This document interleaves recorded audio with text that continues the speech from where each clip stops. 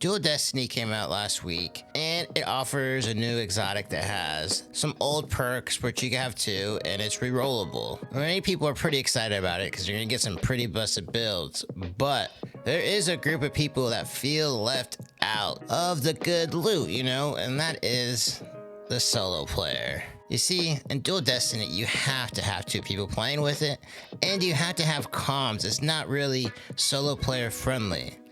And when I'm talking solo player, I don't mean that you're just playing a MMO just by yourself. It just means that you're kind of just exploring the world, doing the mission quests and things like that without having to interact with people.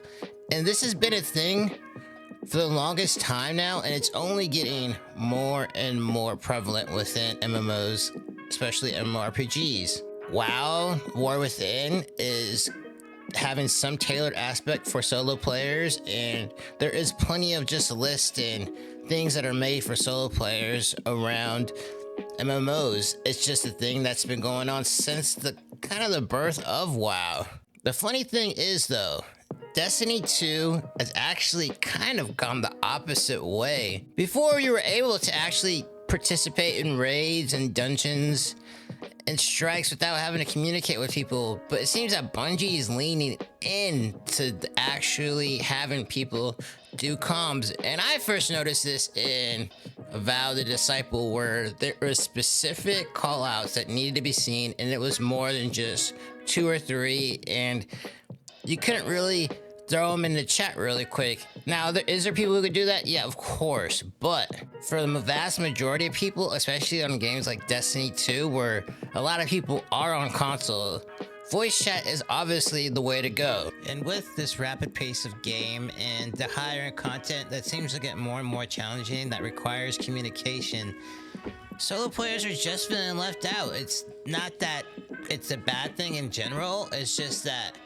right now, for a lot of solo players, they're feeling the FOMO. They're feeling and missing out on things. And there's really two ways of looking at this thing, right? Where it's like, I'm a solo player and I want to be able to complete most of the game and enjoy most of myself.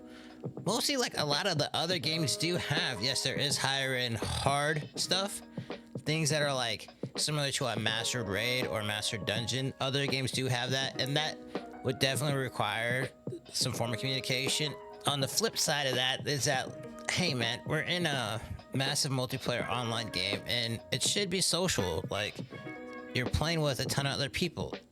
This discussion is nothing new, and it's something that's been in a lot of these type of games for a very long time. The key to it though is making sure that both parties are kind of happy. You know, no one really likes to be felt like they're left behind, and trust me, the solo player loop can be kind of hard to get out of once you've been out of the game for a little bit, or just trying to be max power when the rewards definitely kind of favor people who are doing higher end content. Now, should solo players be exclusively like singled out and not be able to get content? Well, no.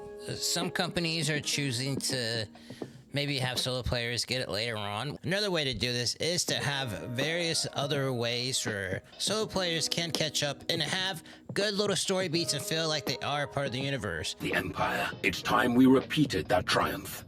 Join me, and together we will win a victory for the Empire that will change the course of the galaxy forever. Ah, Malgus. You almost make it sound romantic.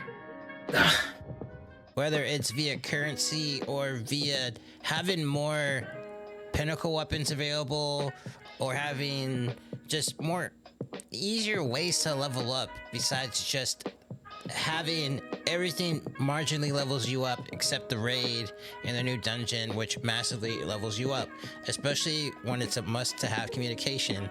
Now, I know pretty much through this whole entire thing you're like, Sleek, why do you care?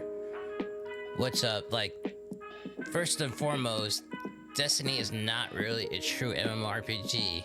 Well, it's basically the closest thing you're ever gonna get to a first-person MMORPG. I mean, every staple of an MMORPG is in Destiny 2, except we have gunplay instead of spell casting. And I only make that distinction to say this, is that Destiny 2 is not the only game to have these problems. Games like ESO, World of Warcraft have been stated to have these problems, hence why WoW is making some raids soloable, and the World of Warcraft developers are addressing this. There's an article on Massively Overpowered that goes deep into discussion on it, and they actually praise one other MMO, Lord of the Rings Online, for their ability to keep solo players and casual players, as they say it is a nebulous term, engaged throughout the whole entire story without them having a feeling of they're missing out on things. It really just doesn't seem like it's a major issue, but in fact it actually is. I'm not here to poo-poo on the final shape. I think it's great. If you saw my last video, you know how I feel. But only 30% of the community has ever cleared a raid. That is low. What does that number tell you? That tells you that a majority of people that play this game play it at a majorly frequent solo level. And that's okay. It's just that no one wants to feel like they're missing out on things. So introducing like more single player story beats and harder content for the solos besides like a Lost Sector does seem to be a good idea and would keep more players engaged than just funneling everybody into raiding. Raiding's fun. I enjoy raiding it sometimes. Sometimes I hate it. But that's not for everybody. I know I'm older, but there was a time where I was younger and I was able to put up monster numbers in games. I was the type of guy who would beat like a new release game within a week. Like I was putting up monster numbers and it was just silly. And there's a lot of people who have that kind of time, but there's also some people who just don't have the time to do that. They don't have time to sit in a raid and play it. And they just kind of want that solo experience, or they have some form of social anxiety and it's hard to talk to multiple new people all the time to, you know, raid. It's taxing on someone's social battery. And let's just say you find someone you're comfortable with and find a static. Well, you have an assigned time and assigned place to be at, and every week to raid. And that could be very inconvenient and also possibly socially taxing. Now, I'm not saying Destiny 2 isn't worth playing as a solo player. I play it solo myself.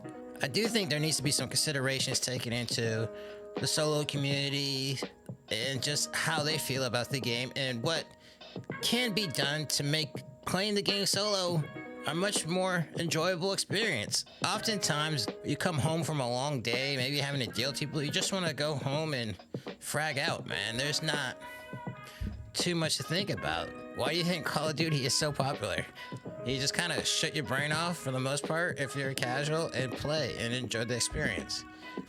Destiny 2 needs something like that. I'm not saying that it's totally throw the baby out with the bathwater. There's so many excellent things about Destiny 2. It's just that right now, a lot of solo players, especially with Dual Destiny coming out right now, feel left by the wayside. And that's kind of not a good thing when a good chunk of your player base are solo players. I would say it's a good chance majority of the population are solo players. That is all. Thanks for watching. If you made it this far, like, subscribe. I'm Sleek Shadow. I appreciate you watching. Until next time, peace out, y'all.